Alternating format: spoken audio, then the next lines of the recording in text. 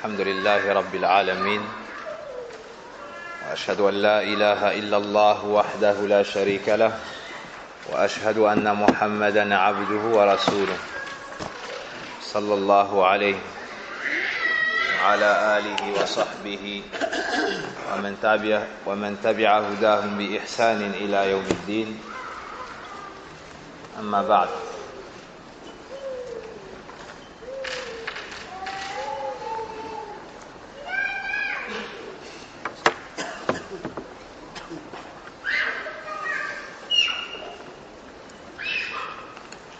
دخلنا البارحة في الفصل الرابع فيما يقال عند المنام. Hier, nous sommes entrés dans le chapitre numéro 4, les invocations à prononcer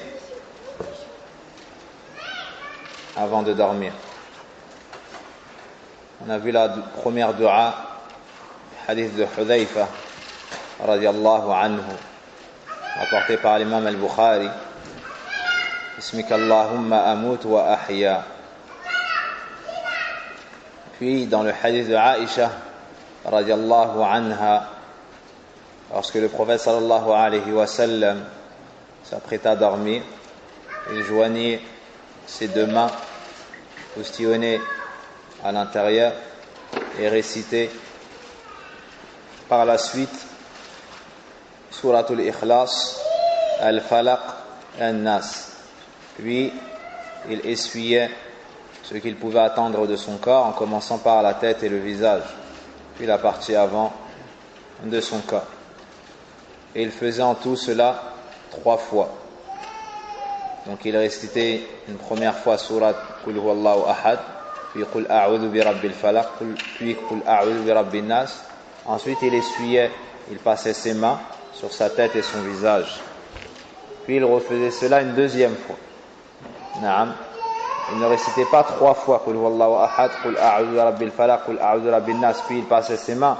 Non, il récitait une fois Qul Huwallahu Ahad, une fois Qul A'udhu bi Rabbil Falaq, une fois Qul A'udhu bi Rabbin Nas, puis il passait ses mains sur sa tête, son visage et ce qu'il pouvait atteindre de son corps. Ensuite, il recommençait cela une deuxième fois, puis cela une troisième fois. Donc en tout, il récitait 3 fois Qul Huwallahu Ahad, Al-Falaq et Surat An-Nas. Une remarque importante à dire ici, c'est que certaines personnes ont utilisé ce hadith, certaines personnes ont utilisé ce hadith pour se permettre, après les du'as, après les invocations, de s'essuyer le visage et la tête et le corps. Naam. Alors que dans ce hadith, on nous montre à quel moment c'est légiféré de faire cela. C'est lorsque tu vas pour te coucher et que tu mets en pratique cette sunna.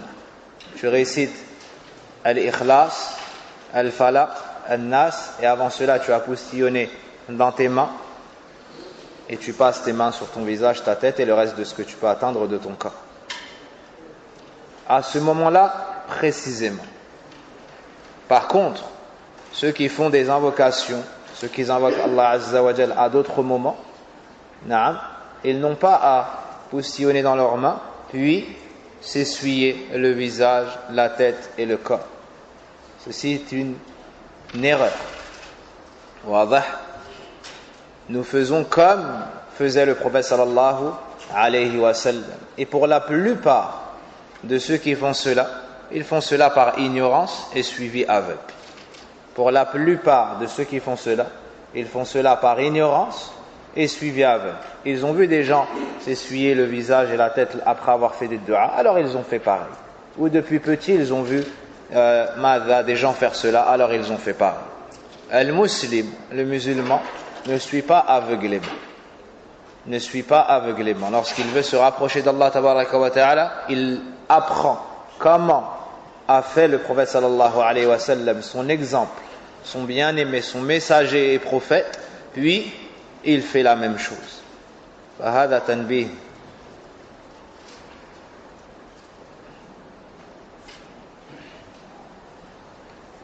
Le hadith suivant, وعن أبي هريرة رضي الله عنه أنه أتاه آت يحثو من الصدقة وكان قد جعله النبي صلى الله عليه وسلم عليها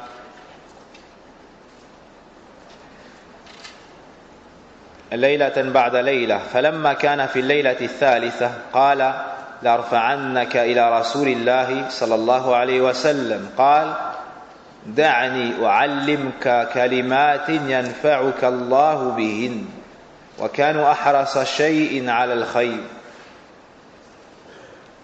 فقال إذا أويت إلى فراشك فاقرأ آية الكرسي الله لا إله إلا هو الحي القيوم حتى تختمها فإنه لن يزال عليك من الله حافظ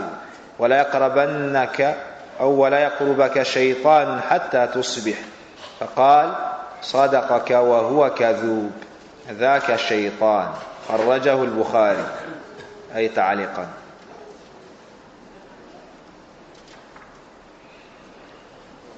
ابن تيمية رحمه الله تعالى هنا ذكر الحديث مختصرا فإلا هو أطول من ذلك.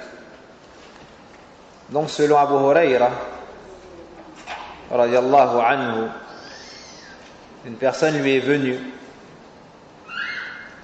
ou bien Abu Huraira rapporte une nuit après l'autre que quelqu'un vint se servir à pleine main des denrées de l'aumône. Le prophète sallallahu alayhi wa sallam lui en avait confié la garde.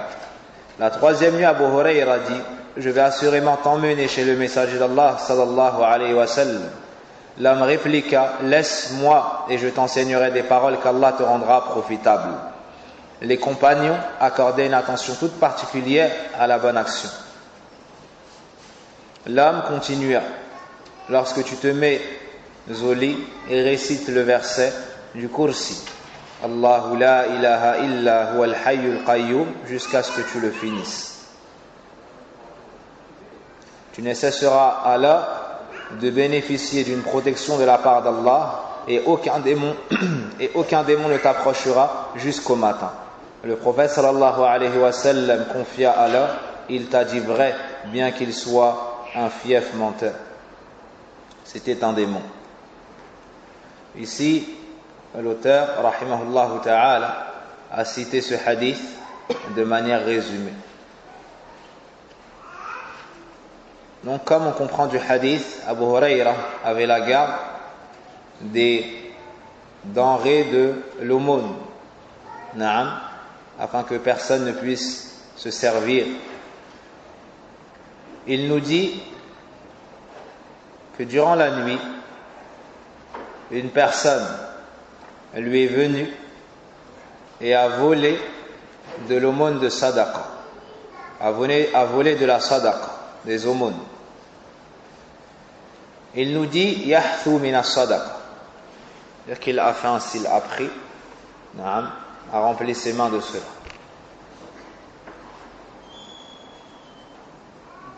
Il a fait cela la première nuit.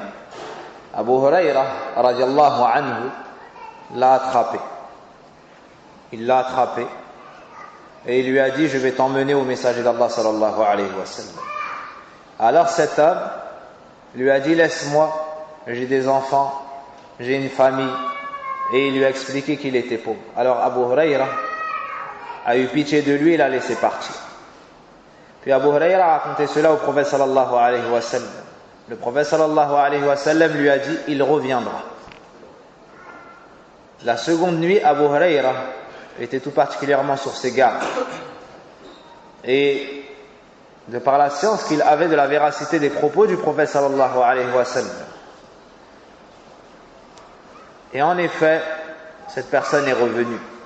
Abu Huraira l'a attrapé à nouveau. Elle lui a dit: laisse-moi partir, j'ai une famille, j'ai des enfants. Abu Huraira a eu à nouveau pitié de lui, il l'a laissé partir. La troisième nuit, donc il est parti voir avant cela le prophète sallallahu alayhi wa sallam, qui lui a dit: il reviendra. La troisième nuit, il est revenu. Abu Huraira l'a attrapé et lui a dit: cette fois-ci je t'emmènerai chez le prophète sallallahu alayhi wa sallam et je ne te laisserai pas partir. Alors il lui a dit: donc celui qu'Abu Huraira avait attrapé. Da'ni wa'allimk kalimatin yanfa'uka Allahu bihin. Laisse-moi partir et je t'enseignerai des paroles par lesquelles Allah t'accordera du bien.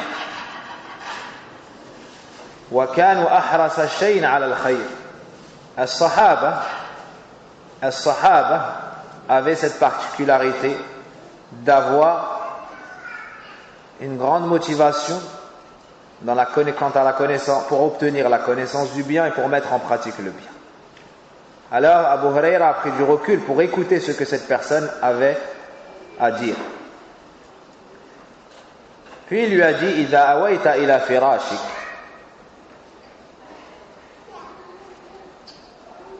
lorsque tu te mets au lit, récite le verset du Kursi. Allahu la ilaha illa huwa al-hayyul qayyum. Hatta takhtimaha, jusqu'à la fin. Wa huwa al-aliyyul azim. Puis, il lui a dit: Fa innahu lan yazala alayka min Allahi hafiz. Tu ne cesseras d'être sous la protection d'Allah. Tu ne cesseras d'être sous la protection d'Allah. Wa la yaqrabuka shaytanun hatta tusbih. Et aucun diable ne pourra t'approcher jusqu'au matin. Alors Abu Huraira est parti voir le prophète sallallahu alayhi wa sallam et lui a raconté ça. Le prophète sallallahu alayhi wa sallam lui a répondu: Sadaqak ay fi hadi.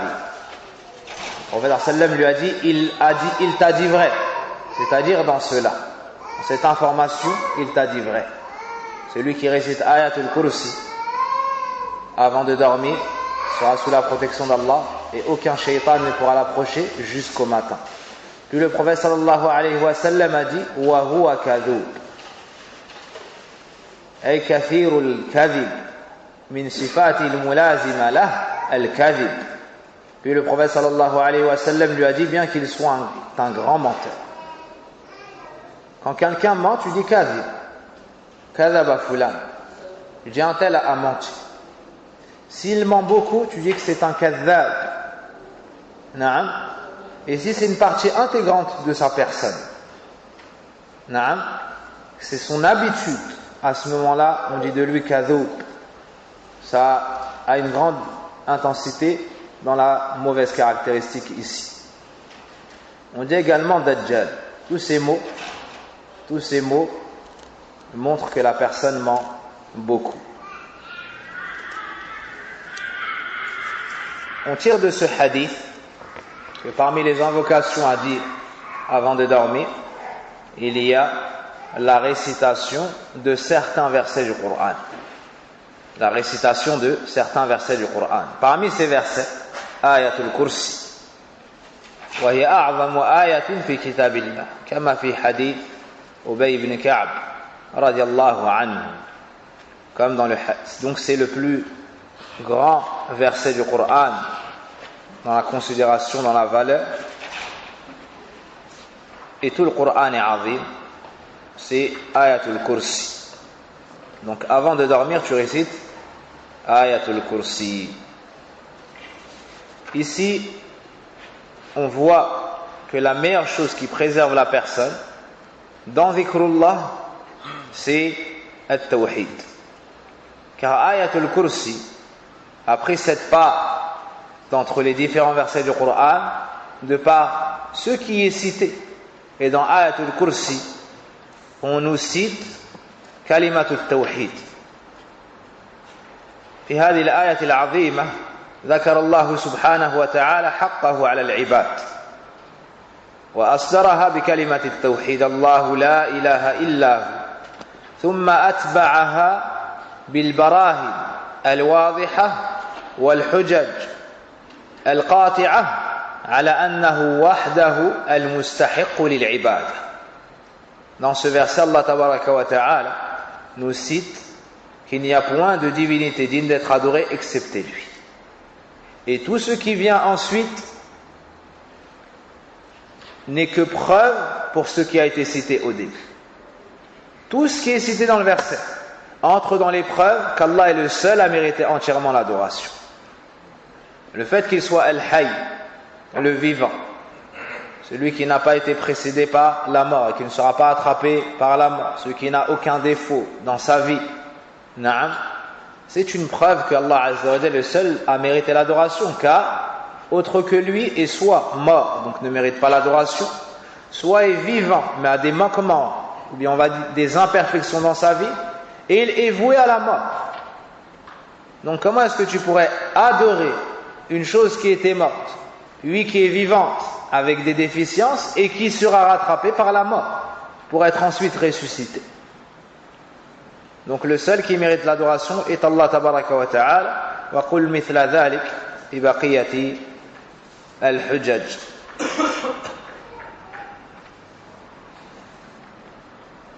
À la fin de ce hadith, le prophète sallallahu alayhi wa sallam a informé Abu Hurayra qu'il s'agissait d'un shaitan. Donc de cela on tire qu'Allah subhanahu wa ta'ala a donné la capacité aux shayatin de prendre l'apparence humaine. Allah Azza wa Jalla a donné la capacité à certains shayatin de prendre l'apparence humaine. Et cela a été cité même dans d'autres ahadiths. Même dans d'autres ahadiths. Un sahabi, une fois a vu un shaitan sous l'apparence d'un jeune homme qui est venu pour se servir d'un bien qui lui appartenait. Alors il l'a attrapé. Il l'a attrapé et il avait une patte semblable au chien. Naam. Il l'a attrapé ainsi. La'allahu Mu'adh ou Nasit. Peut-être que c'est Mu'adh ibn Jabal, j'ai oublié le nom de sahabi. Il l'a attrapé et il lui a dit: Ma ant, qu'est-ce que tu es? Est-ce que tu es un djinn ou un homme? Et il lui a dit: Je suis un djinn. Et je suis connu pour être un des pires parmi eux. Et il l'a tenu, il l'a maîtrisé. Naam. Et c'est un hadith qui ressemble au hadith, à ce hadith-là. C'est un hadith qui ressemble à ce hadith-là. Le sahabi n'a pas eu peur, il est resté ferme. Naam. Al-Shahid, tout ça pour dire que les shayatin peuvent prendre différentes apparences. Il se peut qu'il ait l'apparence d'un serpent, il se peut qu'il ait l'apparence d'un chien, il se peut qu'il soit mélangé de plusieurs parties, qu'il soit fait de plusieurs parties d'animal. Ici, une remarque importante. بعض الناس من أهل البدع استدلوا بهذا الحديث على مشروعية أخذ العلم عن كل أحد. نعم، أخذ الدين عن كل أحد. Certaines personnes parmi les gens de l'innovation ont utilisé ce hadith pour dire et argumenter que nous avons le droit de prendre la science de n'importe qui. On a le droit de prendre la science de n'importe qui et d'aller chez n'importe qui pour prendre la science. D'accord? Où est leur preuve dans le hadith? Qu'est-ce qu'ils ont utilisé dans le hadith à votre avis? Naam. À la fin, lorsque le prophète sallam a dit Sadaqak, il a dit vrai, wa huwa kadhub. Sadaqak wa huwa kadhub. Donc ils ont dit Abu Hurayra a pris la science du shaitan. Est-ce que vous êtes d'accord avec ça? Hadi shubha. Ça c'est une ambiguïté.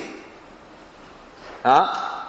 Ça c'est une ambiguïté qui est propagée par les faibles d'esprit ou Ahlul Bid'ah ou ceux qui n'ont pas étudié et qui ont parlé sur le hadith bi ghayri ilm. Hein? Fatanabbahu, lorsqu'on a un hadith, il ne faut pas donner notre explication. Il faut revenir aux ulama. Qu'ont-ils dit sur le hadith? Ça ne suffit pas de connaître l'authenticité du hadith. Il te faut avoir le fiqh du hadith. Et ça, ce n'est pas à notre portée, à nous. On doit revenir aux ulama et aux explications des savants et regarder ce qu'ils ont dit sur le hadith. Est-ce que shaitan, est-ce que nous, avant de dormir, nous récitons Ayatul Kursi et nous avons pris et accepté cela du shaitan? Abadan. Abadan. Ça, c'est une compréhension totalement erronée du hadith. Le sahabi lui-même, Abu Hurayra, est-ce qu'il a accepté la parole du shaitan? Non, il est revenu au prophète sallallahu alayhi wa sallam, il lui a raconté l'histoire. Lorsque le prophète sallallahu alayhi wa sallam lui a dit sadaqaka, à ce moment-là Abu Huraira l'a pris. Il l'a pris de qui? Rasulullah sallallahu alayhi wa sallam. إذن هذه السنة ثبتت بتقرير رسول الله صلى الله عليه وسلم. Donc cette sunna, le fait de réciter Ayatul Kursi avant de dormir, est devenue effective suite à l'acquiescement du prophète sallallahu alayhi wa sallam, et non pas au dire du shaitan. Mafhum? Donc faites attention, c'est une ambiguïté qui est répandue même par ignorance chez certains. Ils disent tu peux prendre de tout le monde. Abu Huraira a pris du shaitan. Abu Huraira a pris du shaitan. Les sahaba prennent du shaitan. Prendre du shaitan. Bi'sa ma dhanant. Quelle mauvaise opinion as-tu des sahaba?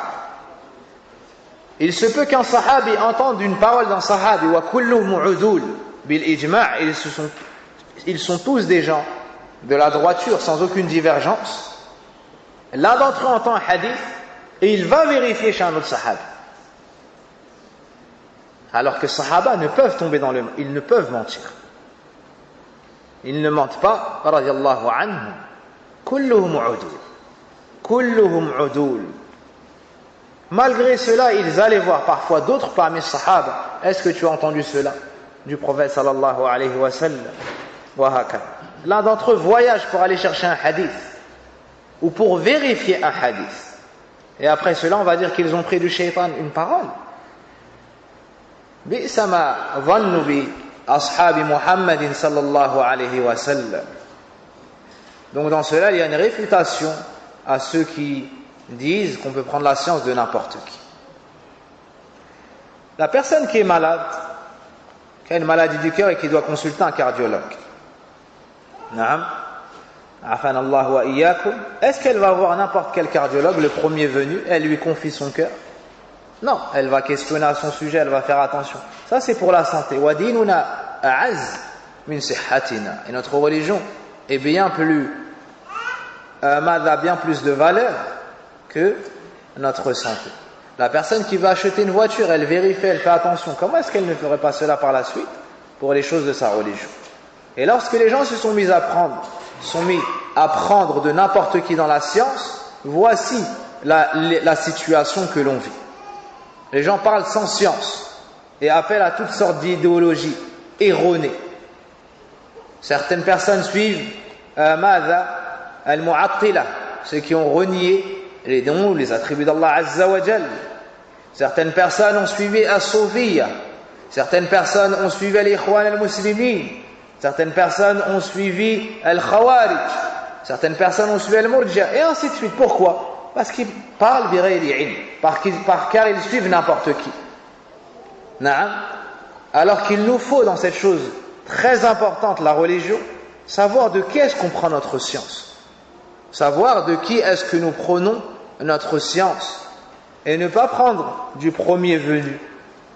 Ne pas prendre du premier venu. Il faut que la personne ait une science à donner et il faut que la personne soit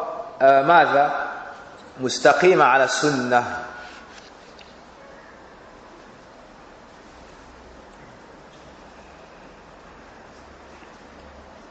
والشارح يقول الشيخ حفظه الله تعالى ندي ولولا إقرار النبي صلى الله عليه وسلم لما كان هذا الأمر من السنة.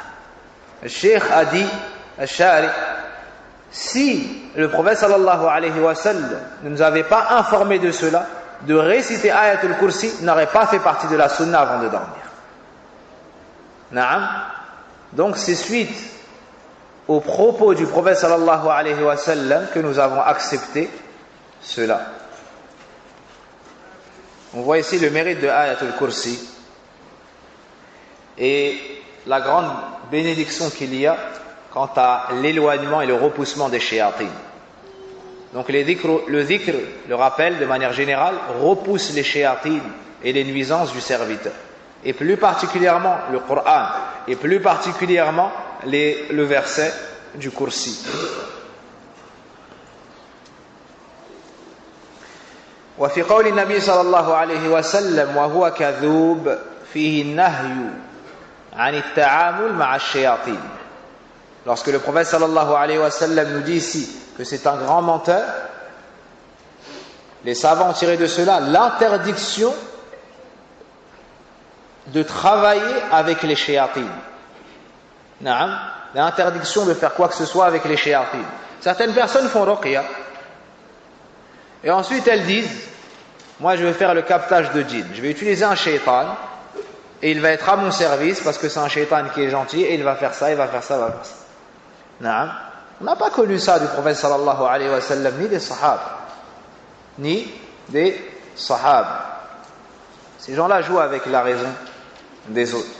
D'autres personnes vont voir ce qu'ils appellent le fiqh, d'autres disent le marabout, d'autres disent les voyants, les devins, et tout ce que vous voulez, ils ont tous le même hukm chez Allah tabaraka wa ta'ala. Et ces gens-là, ils travaillent avec les shayatines. Ils travaillent avec les shayatines, mais ils disent eux, ils nous aident à faire le bien. Nous, on ne fait pas le mal. Son amal nafsu shar, son action en elle-même, elle est mauvaise. Donc, tu n'as pas le droit de faire quoi que ce soit avec les shayatines. Tu n'as pas le droit de faire quoi que ce soit avec les shayatines. Et ces gens-là jouent avec la raison du fils de Adam. Parmi ceux qui ont une faible raison. Wallahu musta'an.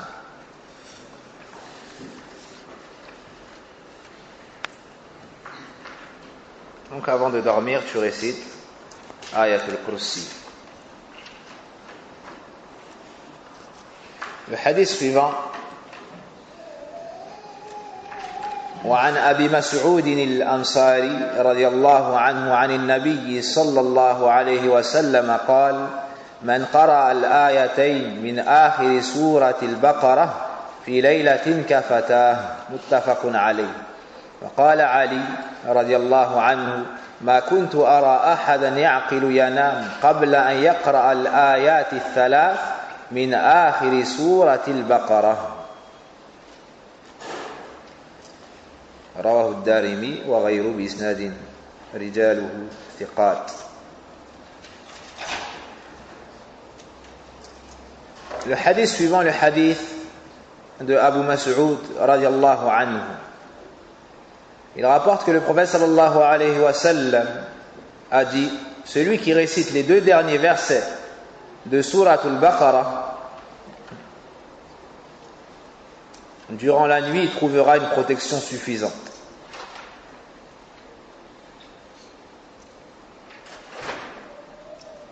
Littéralement, elles lui seront suffisantes.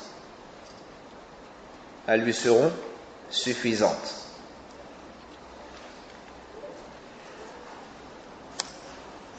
Les 2 derniers versets de Surat al-Baqarah, c'est-à-dire Amana ar-Rasulu bima unzila ilayhi min rabbih wal mu'minun. Et le second, ou bien le dernier, La yukallifu Allahu nafsan illa wus'aha, jusqu'à la fin de la sourate. Donc à la dernière page de Surat al-Baqarah. Celui qui fait cela, qu'aura-t-il à gagner? Le prophète sallallahu alayhi wa sallam nous dit Kafata, elles lui seront suffisantes. اختلف أهل العلم في شرح آخر الحديث. Les gens de science ont divergé sur le sens de kafata, elles lui seront suffisantes. Certains ont dit takfihi min qiyam al-layl ou min baqiyat al-adhkar. قال الشارح وهذا قول ضعيف. Donc certains ont dit elles lui seront suffisantes, c'est-à-dire pour ça remplacera qiyamul layl, le fait de se lever pour prier la nuit. D'autres ont dit seront suffisantes, c'est-à-dire pour les invocations de la nuit. C'est-à-dire en disant cela, il peut délaisser tout le reste. Le Cheikh Abdul Razzaq habidahullah ta'ala nous dit que cela est faible, cet avis est faible.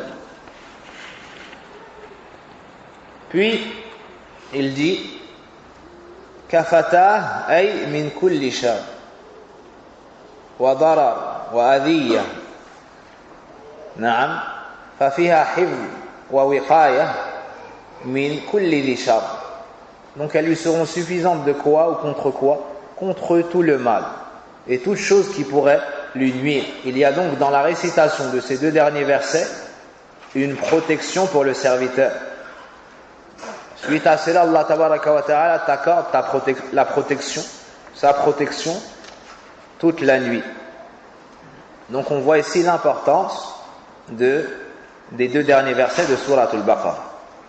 Et il y a des hadiths qui nous montrent leur mérite et la cause de la révélation. On voit dans le premier verset l'iman bi arkanil iman, la foi aux piliers, bien la citation des piliers de la foi. Et dans le deuxième verset, des invocations bénies au sujet duquel le prophète sallallahu alayhi wa sallam nous dit, comme dans Sahih Muslim, le hadith Qudusi, qala Allah qad fa'alt. Dans Sahih Muslim, le prophète sallallahu alayhi wa sallam nous dit qu'Allah a dit, donc suite à ces invocations, la yukallifu Allahu nafsan illa wus'aha laha ma kasabat wa 'alayha ma iktasabat rabbana la tu'akhidhna in nasina wa akhta'na ila akhir al-aya. Qad fa'alt. Allah dit, j'ai fait cela, c'est-à-dire je vous ai accordé, j'ai exaucé vos invocations. Donc tu récites Mada, c'est deux derniers versets de Suratu al-Baqarah.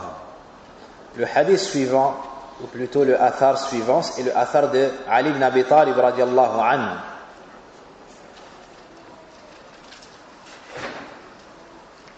Vous ne l'avez pas ici? Donc, Ali ibn Abi Talib radiallahu anhu nous dit: je ne voyais personne parmi ceux qui avaient la raison dormir avant d'avoir récité la fin de Surat al-Baqarah.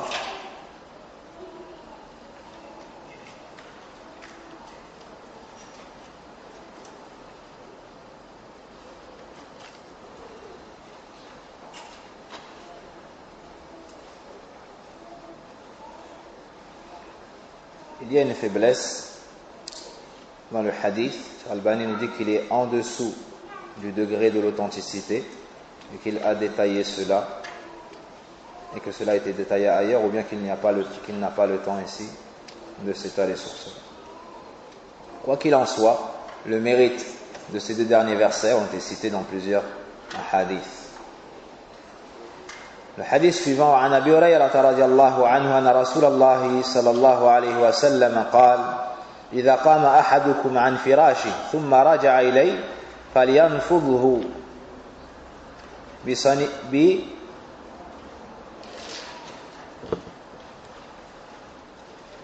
c'est pas la même chose que sur mon livre.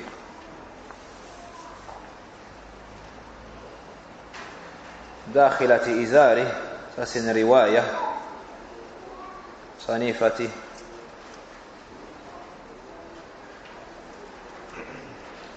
Ici بصنيفة إزاره, وفي رواية أخرى بداخلة إزاره.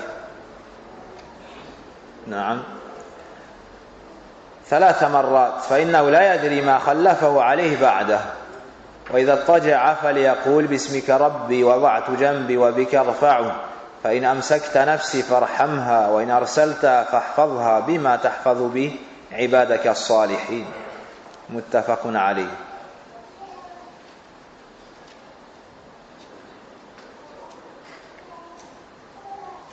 وفي لفظ: إذا استيقظ أحدكم فليقول الحمد لله الذي عافاني في جسدي ورد علي روحي وأذن لي بذكره. هذا الحديث بتمامه في الحقيقة ليس في الصحيحين كما نبه عليه المحدث الألباني رحمه الله تعالى، واللفظ الثاني من نفس الحديث.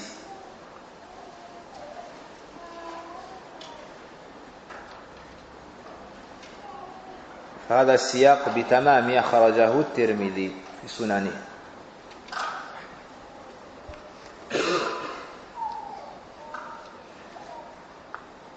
على كل حال, le prophète sallallahu alayhi wa sallam nous dit: quiconque se lève de son lit puis y revient, qu'il le frotte du bout de son pagne à 3 reprises, car il ignore ce qu'il a succédé. Lorsqu'il s'allonge, qu'il dise: par ton nom, Seigneur, je pose mon flanc et le relève. Si tu saisis mon âme, fais-lui miséricorde. Et si tu la renvoies, préserve-la comme tu préserves tes serviteurs vertueux. Lorsque l'un de vous se réveille, qu'il dise louange à Allah qui a préservé mon corps, m'a rendu mon âme et m'a permis de l'évoquer. في هذا الحديث ذكر آداب من آداب النوم.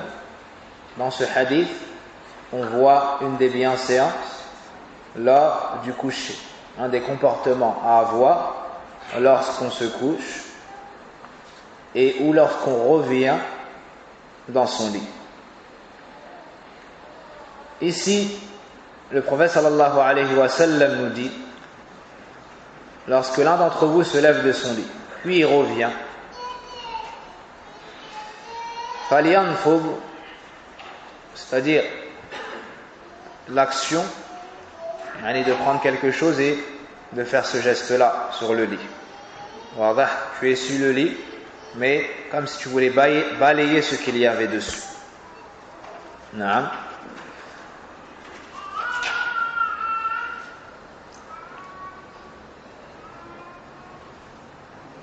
بصنيفة إزاره أي بطرفه وحاشيته. Donc tu fais cela avec le bout de ton izar. Le izar, c'est ce que tu mets pour couvrir ta partie inférieure, ce qu'on pourrait appeler un pagne. Naam, mais pour homme. Donc ici le prophète sallallahu alayhi wa sallam nous informe de ce comportement. Et il nous dit de faire cela 3 fois. 3 fois, ça n'est pas cité dans Sahihayn, mais que dans l'un des 2 recueils. Puis il nous cite la illa. Il nous cite la sagesse de cette action. En nous disant qu'on ne sait pas ce qui a pu nous succéder sur le lit. Durant ton absence, il se peut qu'il y ait une nuisance. Il se peut qu'il y ait une bête, ou que par exemple tes enfants soient montés sur ton lit et manger sur ton lit et laisser par exemple des miettes, ou toute chose qui pourrait te déranger. À ce moment-là, quel devra être ton comportement? Tu prends le izar et avec le bout tu passes à 3 reprises sur le lit. Dans une version du hadith, l'intérieur de son izar. L'intérieur de son izar. Comme ça, s'il y a de la poussière ou autre, ça partira. Aussi, le prophète sallallahu alayhi wa sallam, avant cela, Al-Sharih nous dit que tu peux faire cela même avec autre chose que le izar. Prends soin de la propreté du lit et qu'il n'y a pas de nuisance. Tu peux faire cela, il dit par exemple avec une serviette ou autre chose. Avec la main directement, Nas'al al-Shir, Inch'Allah. On va poser la question, Inch'Allah. Je n'ai pas le souvenir qu'il a évoqué cela. Rappelle-moi, je vais poser la question, Inch'Allah. Je vais appeler un Shir ce soir. L'invocation qui est citée ici dans le hadith, c'est la première que tu prononces lorsque tu te couches. Il y a de nombreuses invocations et de nombreuses bienséances. Est-ce qu'il y a un ordre? À la base, il n'y a pas d'ordre, sauf ce qui nous est cité précisément. D'accord? Et on verra pour 2 choses. La dernière parole et la première parole. Quant à la première parole, le Sharih, hafidhahullah ta'ala, nous dit de commencer en disant, alors que tu t'allonges sur le côté droit, Bismika Rabbi wada'tu jambi. Donc je continue à traduire le hadith. Wa idha faja'a falyaqul. Et lorsqu'il s'allonge, qu'il dise. Donc quand est-ce que tu dis cela? Lorsque tu t'allonges. C'est donc la première invocation que tu prononceras. Bismika Rabbi. Par ton nom, Seigneur, je pose mon flanc. وضعت جنبي. الباء هنا باء الاستعانة، أي أضع جنبي على فراشي مستعينا بك متوكلا عليك طالبا المدد بك أو منك. Donc ici, lorsque tu cites le nom d'Allah, c'est pour rechercher son aide. C'est pour rechercher l'aide d'Allah tabaraka wa ta'ala. Ici, tu lui demandes l'aide et la facilité. Bismika Rabbi, tu cites un des noms d'Allah Azza wa Jal, qui est cité le plus grand nombre de fois. Rabbi, ça veut dire mon Seigneur. Tadkur hada l'ism mutawassilan bih ila matlubik. Tu cites ce nom d'Allah tabaraka wa ta'ala en le citant comme intermédiaire pour qu'il t'accorde ce que tu demandes. Wa rububiyyah, ربوبية الله سبحانه وتعالى على خلقه على نوعين. النوع الأول العامة والنوع الثاني الخاصة. La seigneurie d'Allah tabaraka wa ta'ala sur ses serviteurs est de deux sortes. La première sorte, celle qui est générale.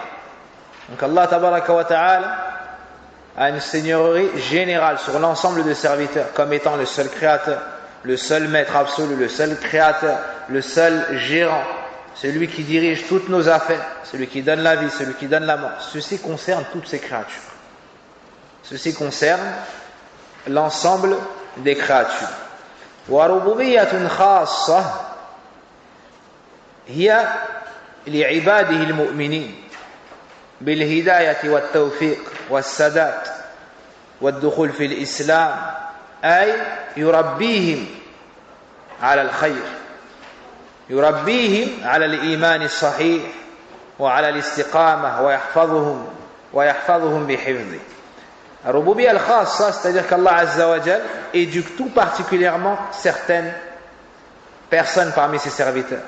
C'est-à-dire qu'il les guide à l'islam, leur accorde la foi, les préserve. Naam. Il les aide à observer la droiture.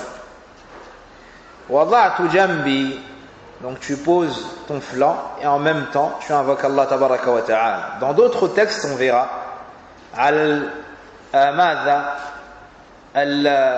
al-janib al-ayman, sur ton côté droit, sur ton flanc droit. Hadihi hiya sunnah. Hadihi hiya sunnah. Le fait de s'allonger sur le côté droit. Est-ce que cela veut dire que durant tout ton sommeil, du début à la fin, que tu devras rester sur le côté droit pour avoir appliqué la sunna du prophète sallallahu alayhi wa sallam? Cela n'est pas le sens du hadith. Mais tu commences sur le flanc droit. Si par la suite tu restes sur le flanc droit, fahada atam wa ahsan. Si tu restes sur le flanc droit, alors ce sera meilleur. Naam. Mais sache que pour avoir mis en pratique la sunna, il ne t'est pas conditionné de rester tout au long de ton sommeil, à partir du moment où tu t'allonges jusqu'au moment où tu te réveilles, sur le côté droit. D'accord? Et sache qu'il n'y a pas de mal, religieusement parlant, à te mettre sur le côté gauche ou sur le dos. D'accord? Par contre, se mettre sur le ventre, le cheikh dit que ça n'est pas une bonne chose et que le prophète sallallahu alayhi wa sallam a interdit cela. Ça n'est pas une bonne chose et que le prophète sallallahu alayhi wa sallam a interdit cela.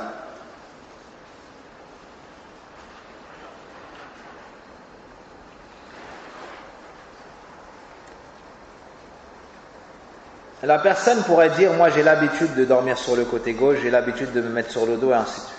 On lui dit, awid nafsak. On lui dit, habitue-toi. Après avoir su que c'était la sunna du prophète sallallahu alayhi wa sallam, sans aucun doute cela est rentré dans ton cœur. Car aimer ce qu'a aimé ton bien-aimé fait partie de l'amour de ton bien-aimé. Naam. Tu sais que le prophète sallallahu alayhi wa sallam a fait telle chose, de telle façon qu'il aimait faire cela, de telle façon. À partir du moment où tu entends ce hadith et tu sais qu'il est authentique, toi aussi maintenant tu aimes ça. Sahih. Car aimer ce qu'aime ton bien-aimé fait partie de l'amour du bien-aimé. والنبي صلى الله عليه وسلم أحب الناس إلينا. Et le prophète sallallahu alayhi wa sallam est celui que nous aimons le plus. نحبه أكثر من أولادنا ويجب علينا نحبه كذلك. nous l'aimons plus que nos enfants et nous avons l'obligation de l'aimer ainsi. نحبه أكثر من آبائنا ويجب علينا أن نحبه كذلك. Nous l'aimons plus que nos propres enfants et nous avons l'obligation de l'aimer ainsi. بل لا يتم الإيمان إلا بعد أن تحبه أكثر من نفسك. Et ta foi ne sera pas complète tant que tu ne l'aimeras pas plus que ta propre personne. Alayhi salatu wassalam.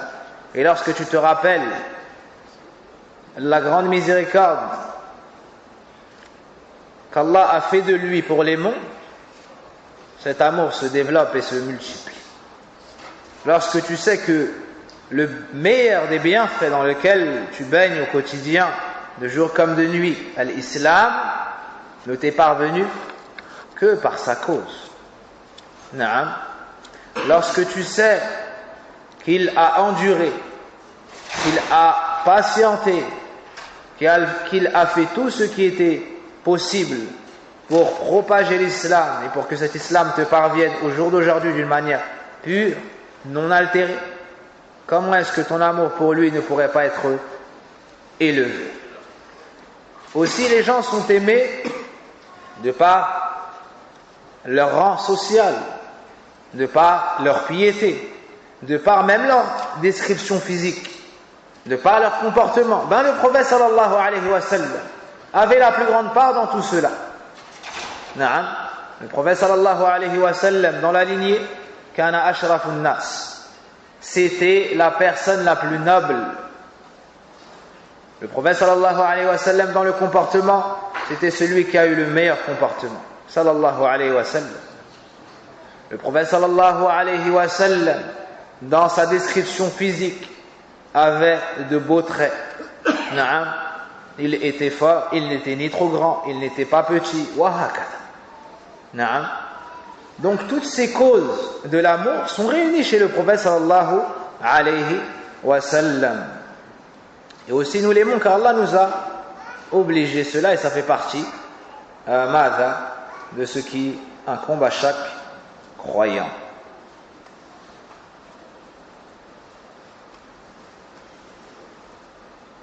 وعلى من تنقص نبينا ورسولنا صلى الله عليه وسلم ما يستحق من الله. نسأل الله تبارك وتعالى العزيز القوي الجبار الكبير المتعال أن يعامل كل من استهزأ برسولنا الكريم أن يعامله بعدله وأن يجعلهم عبرة لمن بعدهم يا رب العالمين.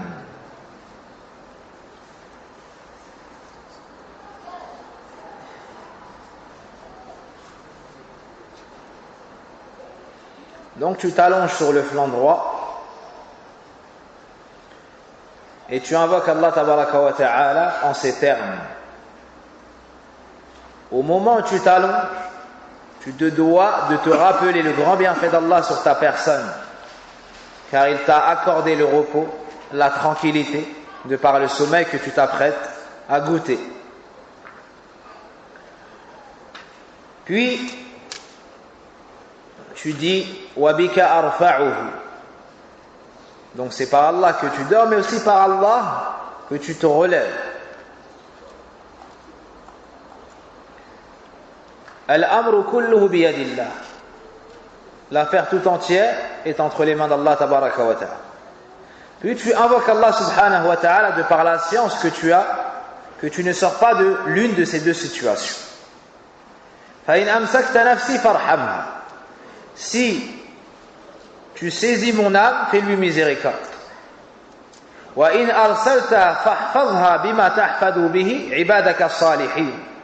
Et si tu la préserves, ou bien et si tu la renvoies, préserve-la comme tu préserves tes serviteurs vertueux. Lorsque tu vas dormir, sache que tu ne sors pas de ces deux situations. Soit Allah tabaraka wa ta'ala retiendra ton âme, et tu ne te réveilleras plus si ce n'est pour sortir de ta tombe pour le jour du jugement dernier. Soit on te rend ton âme et tu te réveilles et tu pourras faire ce que tu as à faire ce jour-là. Tu ne sors pas de ces deux situations. Ben, tu invoques Allah Azza wa Jal pour chacune des deux. Pour la première éventualité, tu demandes à Allah Tabaraka wa Ta'ala de te faire miséricorde, d'écrire pour toi sa miséricorde dans le cas où tu décéderais dans la nuit. Et combien sont ceux qui sont décédés dans leur sommeil? Il m'est déjà arrivé personnellement de voir des couples décédés ensemble durant leur sommeil, subhanallah. Dans ma jeunesse, et je le suis toujours, bihamdillahi azza wa jal, un couple est décédé dans notre ville. Un couple. Pas le père seul ou la mère seule, les deux, subhanallah. Sans qu'ils soient malades. Al-amru biyadillah. Cela est décrété par Allah. Et tu ne peux repousser ce moment-là, ni l'avancer. Donc tu ne sais pas de quoi cette nuit sera faite.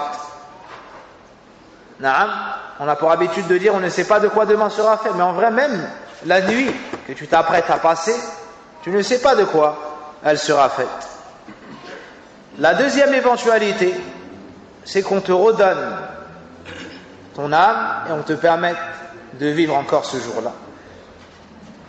À ce moment-là, tu demandes à Allah Tabaraka wa Ta'ala de te préserver, mais pas de n'importe quelle manière. Bima tahfadhu bihi ibadaka salihin, qu'il te préserve à la manière qu'il a accordé à ses serviteurs pieux. Tu demandes à Allah Azza wa Jal qu'il t'accorde pour le jour suivant at-tawfiq, as-sadad, al-thabat, al-khayr wal-barakat. Tu demandes à Allah Azza wa Jal la réussite. Tu demandes à Allah Tabaraka wa Ta'ala l'éloignement des péchés, le fait d'être motivé pour faire les bonnes actions, qu'il repousse de toi le mal, et ainsi de suite. Allah nous dit dans le Coran, pour nous montrer cette réalité et ces deux seules éventualités, Allahu yatawaffa al-anfusa hina mawtiha wallati lam tamut fi manamiha fayumsiku allati qada 'alayha al-maut wa yursilu al-ukhra ila ajalin musamma. La personne ne sort pas de ces deux éventualités. Naam. Et comme cela a été cité hier, si je ne me trompe pas, dans le sommeil, il y a un des plus grands signes de la mort et un des plus grands rappels pour la mort. Wallahu al-musta'an.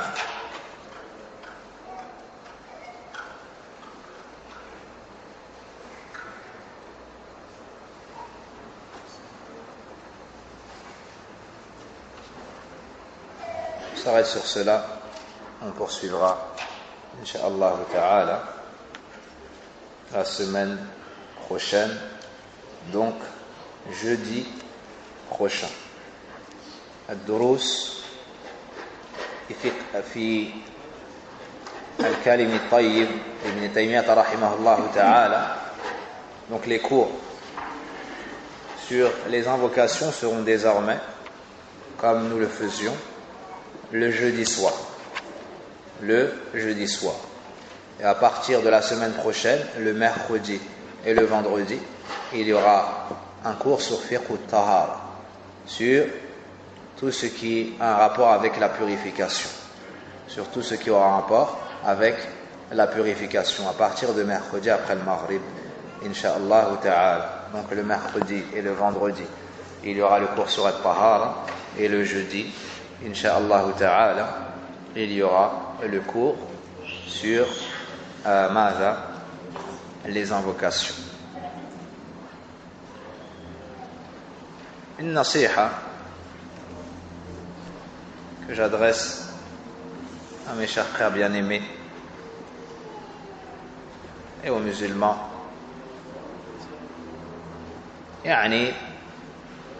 On voit le manque de respect qu'il y a concernant notre prophète sallallahu alayhi wa sallam et les nouvelles caricatures qui ont été faites. Et ça, c'est une chose qui déplaît à Allah tabaraka wa ta'ala. Et c'est une chose qui déplaît à tout croyant. C'est une chose qui déplaît à tout croyant. Et qu'il convient de condamner. Et qu'il convient de condamner. Et ça n'est pas car il y a eu des injustices qui ont été faites et qu'il y a eu des tueries et des actes ignobles, qu'on va rendre légitime le fait de pouvoir se moquer de la créature la plus noble, le messager envoyé à l'ensemble des mondes, sallallahu alayhi wa sallam. فهذا الفعل الشنيع المليء بالظلم لا يرضاه الله سبحانه وتعالى ولا شك أن فاعل هذا لا يفلح.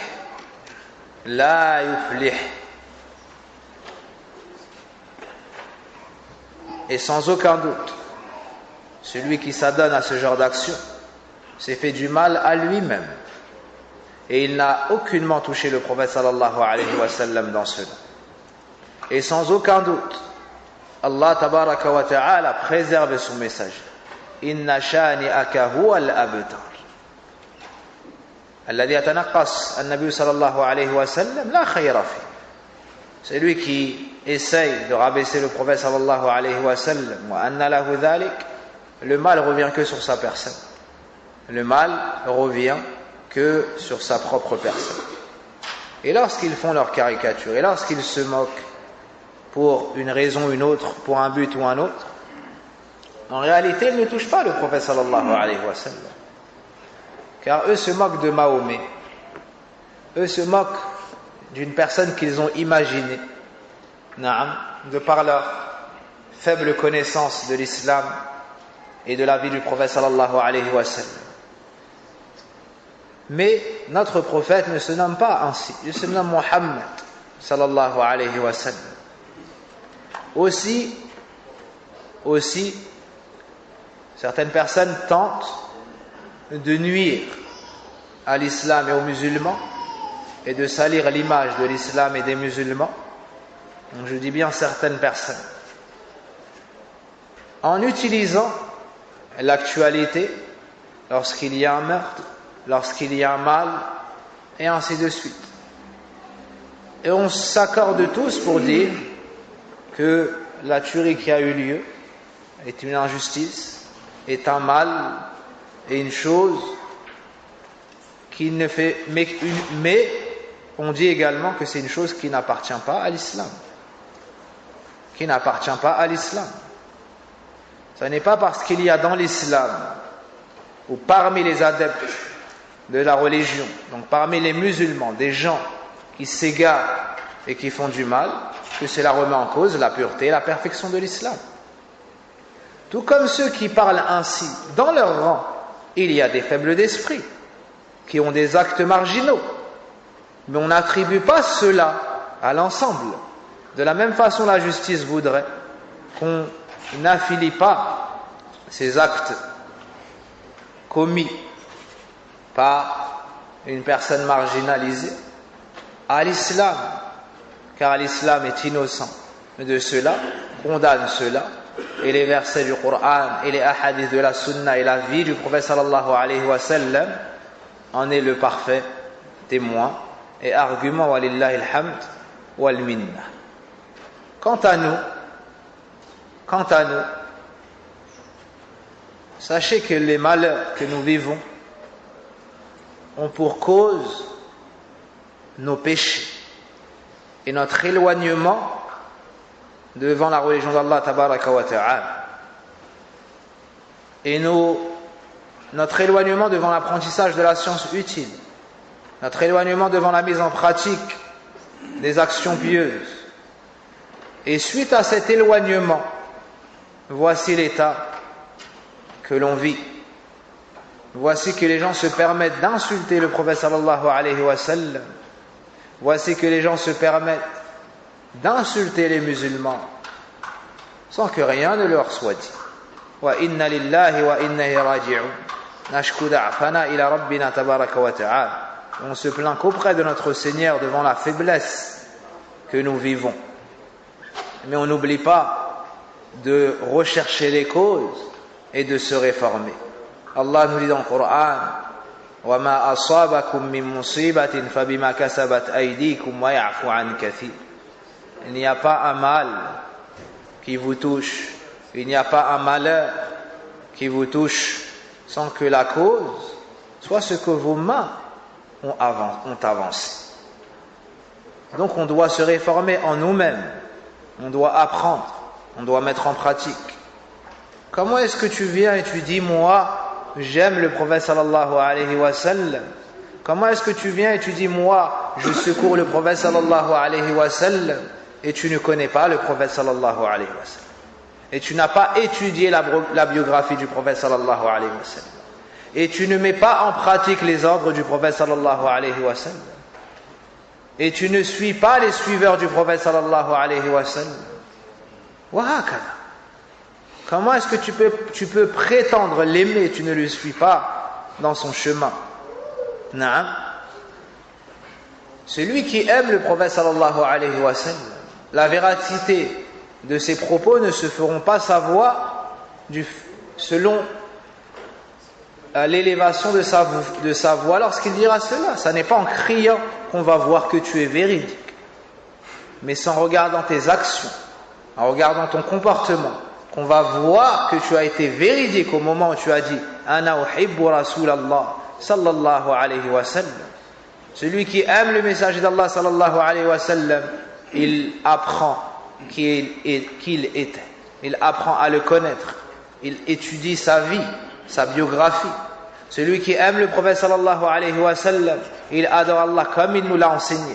Celui qui aime le prophète sallallahu alayhi wa sallam, il suit sa sunna et il s'éloigne de l'innovation et des innovateurs.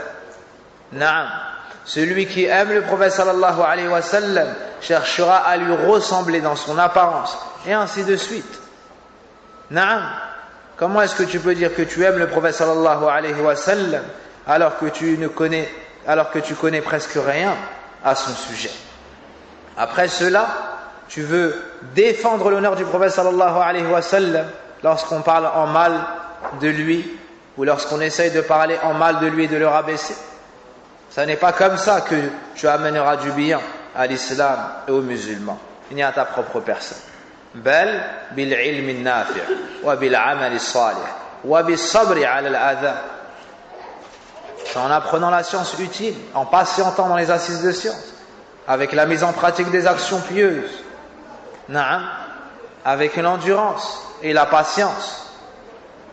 La personne qui est dans une situation où elle subit des injustices, ce qui lui est commandé dans l'islam, c'est al-ihtisab wa sabr wa tadarru' ila Allah subhanahu wa ta'ala wa sidq al-luju' ilayh.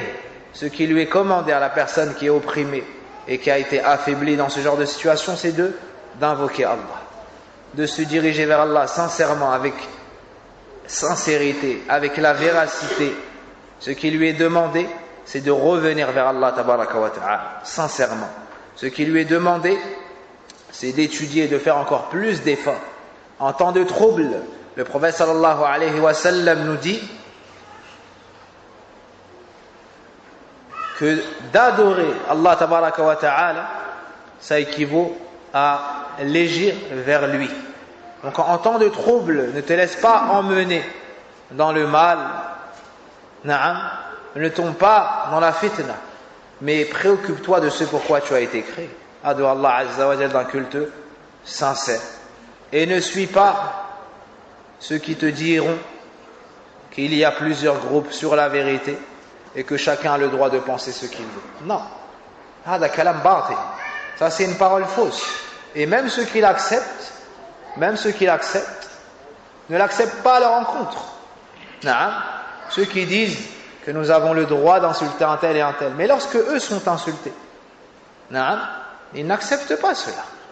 Ils n'acceptent pas cela. Fahadha dhulm. Ceci est une injustice évidente. Et ne suis pas le groupe des Khawarij, ne suis pas le groupe de ceux qui sèment le désordre sur la terre, le groupe qui sont les héritiers de ceux qui ont assassiné Uthman ibn Affan, ceux qui ont assassiné Ali ibn Abi Talib et qui ont fait couler le sang à toute époque. Ne suis pas le groupe de ceux qui commettent des attentats, que ce soit dans les pays musulmans ou dans les pays non musulmans. Ne suis pas ces gens-là. Ce sont des gens qui sèment le désordre sur la terre d'Allah tabaraka wa ta'ala. Ce sont des gens qu'Allah n'aime pas Ce sont des gens qui ne suivent pas le prophète sallallahu alayhi wa sallam et qui ne représentent ni l'islam ni les musulmans. Et la personne qui veut repousser ces fausses accusations, il lui faut apprendre sa religion. Il lui faut apprendre sa religion, car l'ignorant, en voulant défendre le groupe qui est dans le bien et en voulant réfuter les mauvaises paroles, il se peut qu'il tombe dans un mal qui est pire. Il se peut qu'il tombe dans un mal qui est pire. Comme beaucoup de gens qui sont interviewés, ils essayent de défendre le bien et se mettent à dire tout et n'importe quoi. Naam, tout et n'importe quoi, oui. Si tu n'as rien de scientifique et de bien à dire, retiens ta langue. Personne ne t'oblige à parler. Personne ne t'oblige à parler. Et on demande à Allah tabaraka wa ta'ala qu'il purifie nos rangs de ceux qui ternissent l'image de l'islam, qui ont pour but de propager les innovations et le mal dans nos rangs. Wa sallallahu barik ala nabina Muhammadin wa ala alihi wa sahbihi ajma'in. J'ai oublié un dernier point. Beaucoup ont posé des questions sur ceux qui se font appeler l'État islamique. Beaucoup ont posé des questions sur ceux qui se font appeler l'État islamique. Est-ce qu'ils ont une part de légitimité? Non. Les savants ont répondu à cela. Les savants ont répondu à cela en disant qu'il n'y a pas que ces gens-là ne représentent en aucun cas les musulmans et que le califat qu'ils prétendent avoir n'est qu'usurpation. Naam. Et qu'il est interdit de rejoindre ces gens-là, de penser du bien de ces gens-là ou de les aider, que ce soit avec de l'argent ou autre chose. Et que ce sont des gens qui sèment le désordre sur la terre. Et ils ne sont pas sur la sunna du prophète sallallahu alayhi wa sallam. Donc cette personne n'est pas khalifatul muslimin. Loin de là. Loin de là. Et il n'y a aucun texte qui nous appelle au califat. Les textes nous appellent à unifier Allah Azza wa Jalla dans le culte sincère. Les textes nous appellent à adorer Allah Azza wa Jalla dans le culte sincère. Est-ce que ces gens-là ont obtenu le califat comme l'a eu Abu Bakr radiallahu anhu? Il y a eu des signes cachés ou bien non explicites du temps du prophète sallallahu alayhi wa sallam. Par exemple, lorsqu'il était malade, il a ordonné à Abu Bakr et n'a agréé personne en dehors d'Abu Bakr pour diriger la prière chez les musulmans. Naam, ça c'est un signe que Abu Bakr allait être le calife. Lorsqu'une femme est venue demander au prophète sallallahu alayhi wa sallam quelque chose, il lui a dit reviens me voir et si tu ne me trouves pas, demande à Abu Bakr. Ceci est également un signe que le calife de l'islam allait être Abu Bakr. Naam. Et lorsque le prophète sallallahu alayhi wa sallam a dit boucher toutes les entrées vers la mosquée, donc des maisons donnant sur la mosquée, sauf celle de Abu Bakr. Sauf celle de Abu Bakr. Dans cela aussi, il y avait un signe et une preuve que le prochain calife allait être allait être Abu Bakr radiallahu anhu. Tout cela est la preuve que Abu Bakr allait être le calife. Et cette personne qui prétend être le calife n'a rien à voir avec Abu Bakr, même s'il a pris cette parole qu'Abu Bakr avait dit lorsqu'il a fait sa khutbah.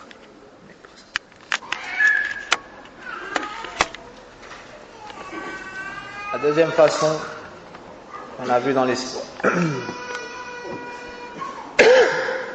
l'histoire pour avoir le califat, c'est la façon dont a reçu Omar ibn al-Khattab radiallahu anhu. À la mort d'Abu Bakr radiallahu anhu, il a dit que c'est Omar qui allait être le calife des musulmans.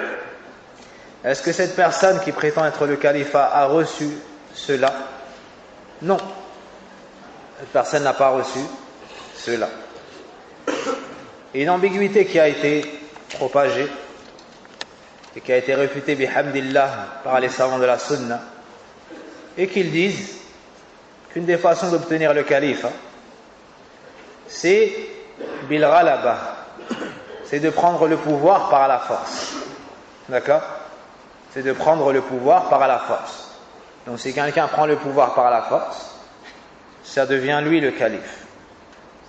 Mais volontairement ou involontairement, ils ont enlevé la fin de cette règle. Et tout le mal qu'on peut penser d'Ahlul Bid'ah, c'est qu'ils ont fait cela volontairement. C'est que les savants disent إِذَا اسْتَطَابَ لَهُ الْأَمْرِ وَهَذَا فِي فَوْضَى وَفِتَنْ يَوْمِيَّةٍ. Ça, c'est dans le cas où la situation se stabilise et qu'il l'emporte totalement. Naam. Et cette personne-là n'est pas dans cette situation. Mais il n'a ramené que mal et trouble dans la communauté. Et que bain de sang dans la communauté. فنسأل الله تبارك وتعالى يكفينا شرهم. وصل اللهم وبارك على نبينا محمد وعلى آله وصحبه أجمعين. سبحانك اللهم وبحمدك أشهد أن لا إله إلا أنت أستغفرك وأتوب إليك.